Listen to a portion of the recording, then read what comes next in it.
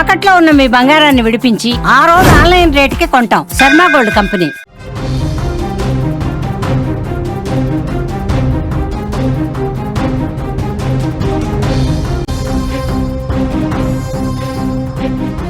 Breaking news చూస్తున్నాం. భారత్తో స్నేహ హస్తానికి China green signal ఇచ్చింది. భారత్ పర్యటనలో చైనా విదేశాంగ మంత్రి వాంగ్ యీ ప్రకటన చేశారు. మోదీ, దోవల్తో వాంగ్ యీ కీలక భేటీలయ్యారు. ఎగుమతికి అరుదైన ఖనిజాలు, ఎరువులకు సిద్ధమయ్యారు. ద్వైపాక్షిక వాణిజ్యం పునరుద్ధరణపై దృష్టి పెట్టారు.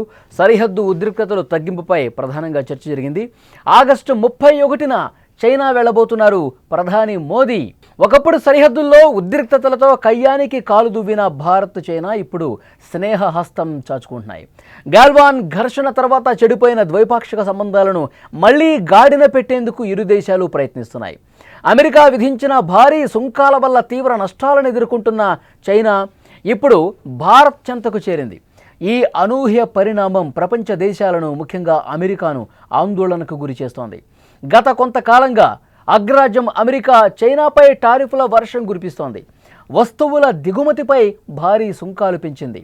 చైనా ఆర్థిక వ్యవస్థపై తీవ్ర ప్రభావం పడుతోంది. ఎలక్ట్రిక్ వాహనాలు, బ్యాటరీలు, సోలార్ ప్యానెల్స్ వంటి కీలక రంగాల్లో చైనా ఉత్పత్తులకు అమెరికాలో గిరాకీ తగ్గింది. ఇదే సమయంలో భారత్కు కూడా అమెరికా టారిఫ్లు పెట్టడంతో రెండు దేశాలు ఒకే సమస్యను ఎదుర్కొంటున్నాయి. దీంతో ఒకప్పుడు అమెరికాకు సన్నిహితంగా ఉన్న చైనా ఇప్పుడు దానిపై నమ్మకాన్ని కోల్పోయినటువంటి పరిస్థితి ఉంది. అమెరికా దూరం కావడంతో చైనా కొత్త స్నేహాల కోసం చూస్తోంది. ఈ నేపథ్యంలోనే చైనా విదేశాంగ మంత్రి వాంగ్ యీ ఢిల్లీ పర్యటన ఇప్పుడు చర్చనీయాంశమైంది. విదేశాంగ మంత్రి జయశంకర్తో భేటీ అయిన వాంగ్ యీ కీలకమైనటువంటి హామీలు ఇచ్చారు. బ్యాటరీలు, ఎలక్ట్రిక్ వాహనాల తయారీలో అవసరమైన అరుదైన ఖనిజాలు, కీలకమైన ఎరువులు, టన్నెల్ బోరింగ్ యంత్రాలను భారత్కు ఎగుమతి చేసేందుకు చైనా సిద్ధంగా ఉందని చెప్పారు.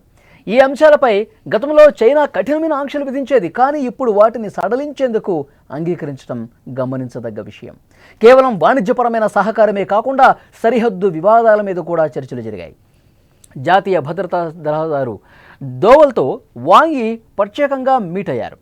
గాల్వాన్ ఘర్షణ తర్వాత ఉద్రిక్తతలను తగ్గించడం, సరిహద్దుల్లో శాంతిని నెలకొల్పటంపై ఇద్దరు మాట్లాడుకున్నారు.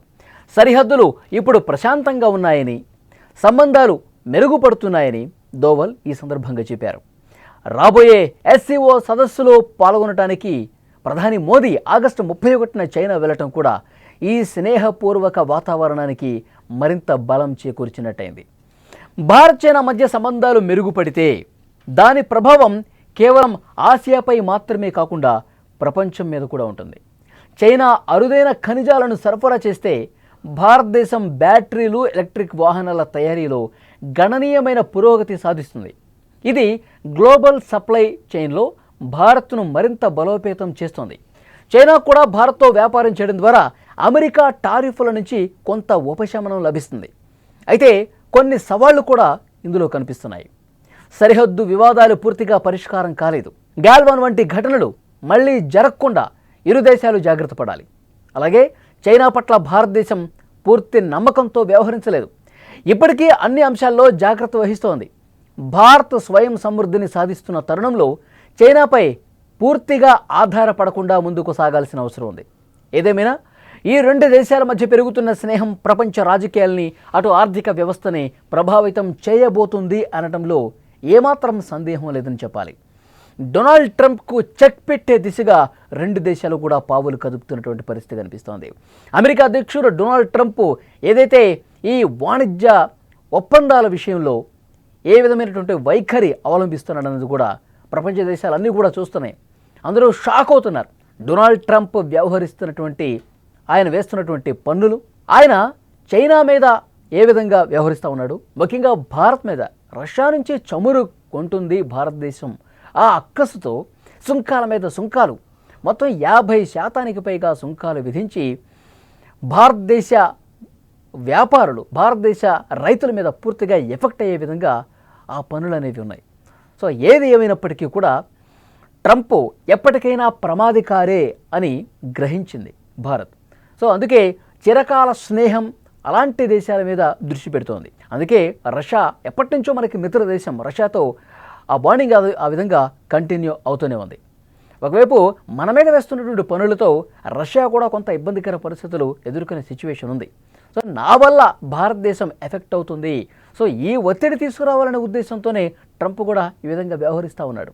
మరోవైపు చైనాతో సరిహద్దు పరంగా కొన్ని చిన్నపాటి ఉద్రిక్తతలు ఉన్నా సరే వాటిని అధిగమించైనా సరే మనం స్నేహహస్తం అందుకోవాలి, మన వ్యాపారాలను మనం వృద్ధి చేసుకోవాలి, మన రెండు దేశాలు కూడా ఆర్థికంగా వాణిజ్యపరంగా మరింత బలోపేతం కావాల్సినటువంటి అవసరం ఉంది.